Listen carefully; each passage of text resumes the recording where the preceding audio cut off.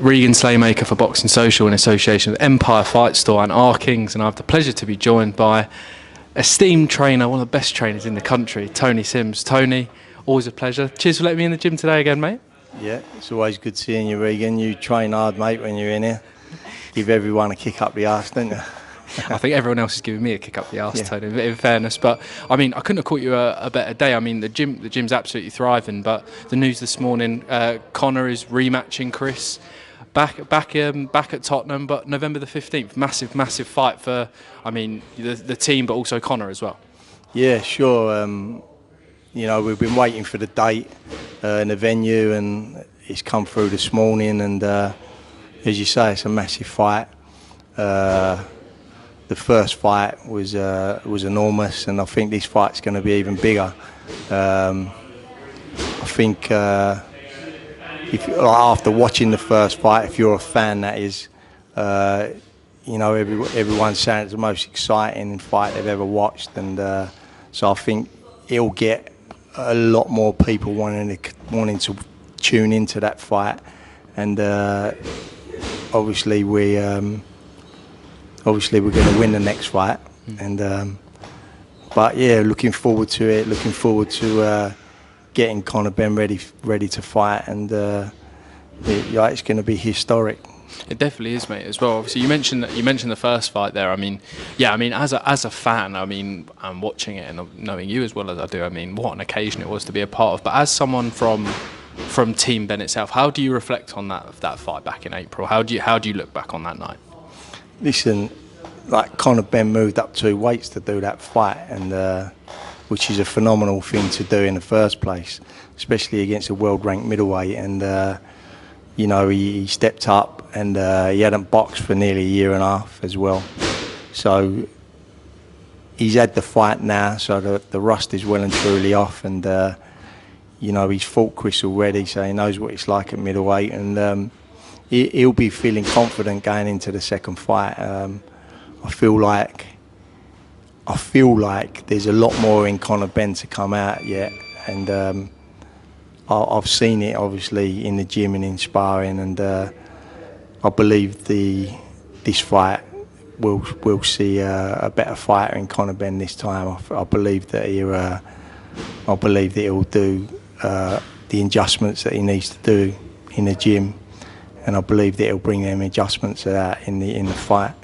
Definitely, mate. As well, obviously, I can't obviously not talk about Conor without, obviously, like you said, moving up 2 weights. Is it still the plan to kind of, obviously, all going your way, get the win on November the 15th, but then to go back down to welterweight or super welterweight and fight? Obviously, Conor wants to win world titles, right? Is that the plan, to obviously fight Chris again and then move back down again, or is it just wait and see what happens?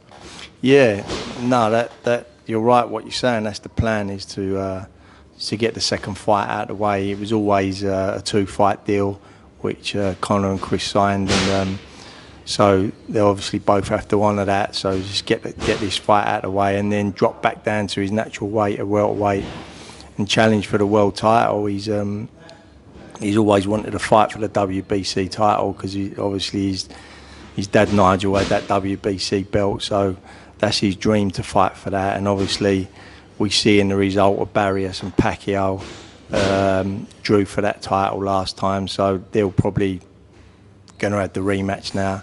So it could all fall into line.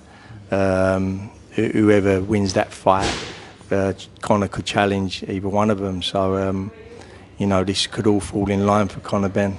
It definitely could as well. I want to move on to, I mean, the latest addition to the Tony Sims stable. I mean, the Romford Bull, Johnny Fisher. I mean, I was saying to you the other day, seeing Johnny, and he's already looking like a Tony Sims fighter as well, which is good to see after only a couple of weeks in the gym as well.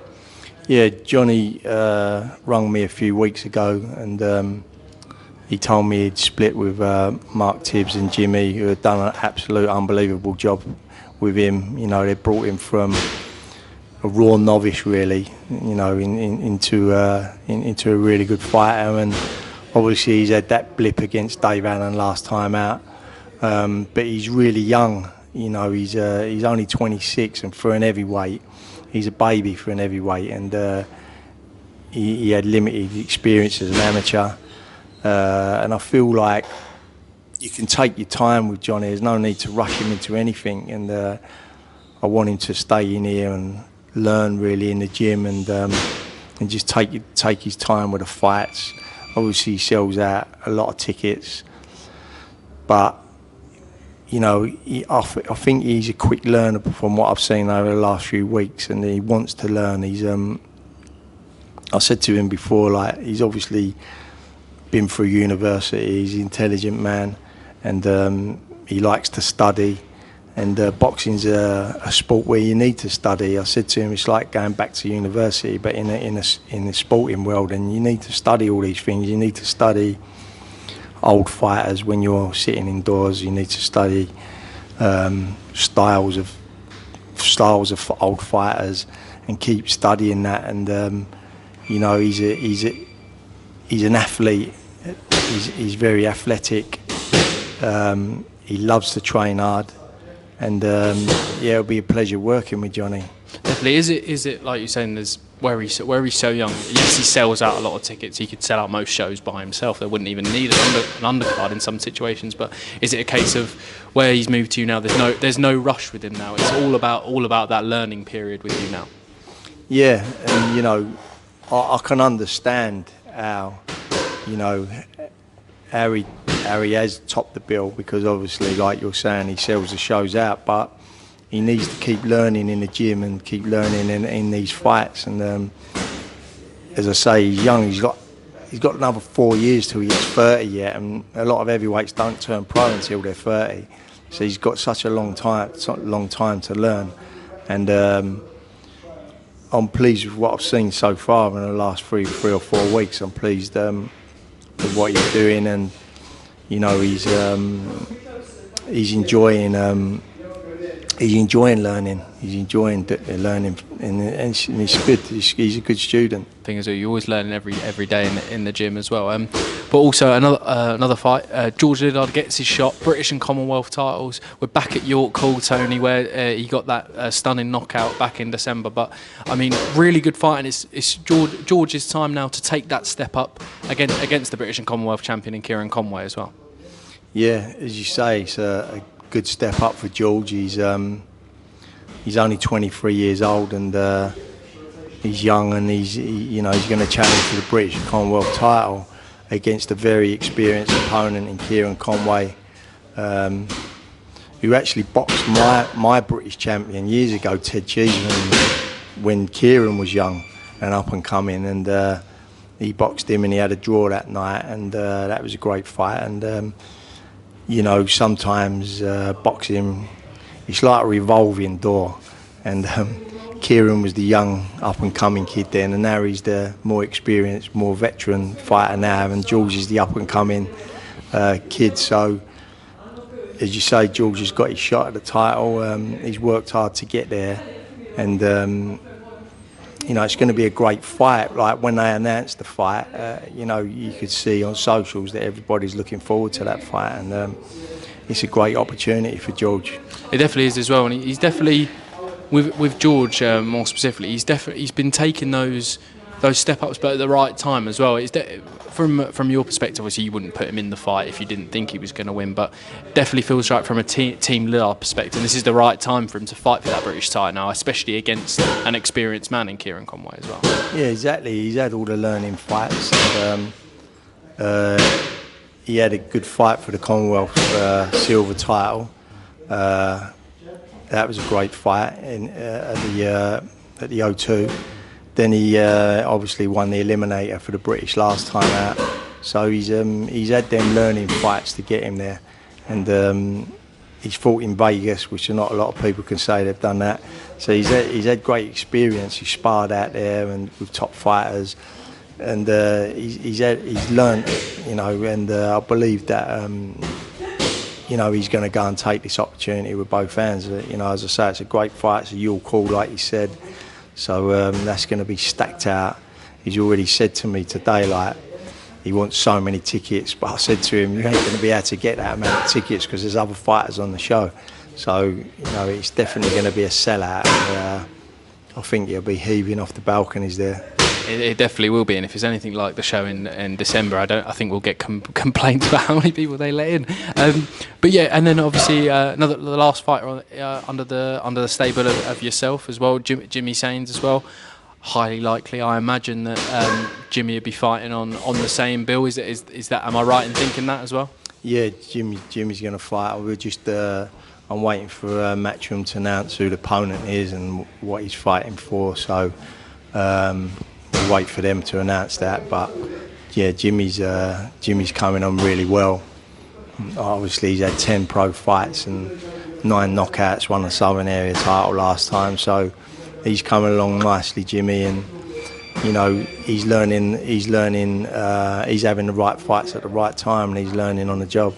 He definitely is as well, and that win against Gideon Onyanahi as well. I mean, a win that I think is going under the radar, especially with Gideon's performance against Sam Gilly last time out. I mean, it's a win that's already aged well, even 2 weeks after the fight as well, Tom. Yeah, I knew Gideon was going to be a tough fight for Jimmy because he had a tough fight with Mark Dickinson, who was here previously as well at one stage, and so I knew he was a tough kid, and it was a good learning fight for Jimmy. He's done 10 rounds. He knows what it's like to do 10 rounds, and I thought it was a really good match-up fight for him. It definitely is as well. And then obviously we've got I think everyone else under the guidance of John Ryder as well, the number 2. I mean, and former interim world champion. We don't have to list all of John's achievements, but obviously we've got the gym buzzing. Shona Whitwell, Ramla Ali, Maisie Rose, Ramtin Musa, and then Lucy Wildheart's training downstairs. I mean, I don't think I've forgotten anyone, but I mean the gym's absolutely flying at the moment with yourself and John. Craig Richards as well. Sorry, Spider. I forgot your old mate. No, we're just waiting for a date for Craig. Yeah. Matchroom was saying they're going to put him into a big fight next, so we're just waiting for his date. But he's been ticking over anyway. Yeah, and the gym's flying, Tone, with everyone in here. It's always a good vibe down there. Yeah, no, it's good. The gym's busy, and as you say, like the summertime, there ain't much been going on other than just ticking over, but now we're starting to get fight dates in, so obviously the training is going to start soon, heavy training for working towards these fight dates, and as you say, it's busy. It's going to get busier in here, and I've had another ring put upstairs as well, which we are now, so there's 2 rings in here, so we'll be able to hold the business in here. Definitely, mate. As well, Tony, I want to pick your brains on one of the upcoming fights. I think it's probably one of the biggest fights in boxing. Canelo Crawford. I mean, I change my mind every mind about this, but how do you see that fight going, Tony? It's a good fight. I mean, they're the two legends, as you were, and they've won multiple world titles between them, and it's going to be a great fight. And it's hard to go against Canelo in any fight, really, because of who he is. But I don't know whether he's just gone past his best days, and whether Crawford's going to get him at the best time. Obviously, Crawford's aging himself, and he's got to move up the 2 weights as well, which is not easy to do. So, as you say, your mind can flick back and forward who's going to win, and it's going to be a very interesting fight. It definitely is, Tone. I'll leave it there. But have you got any final words for, everyone eagerly anticipating Conor's fight or the next Tony Sims fighter to be back in the ring, mate? Yeah, looking forward to the season starting and getting everyone back in the ring and watching you do all your interviews for Boxing Social. Cheers, Tone. Thank you very much, mate. Cheers, mate. Smashed it.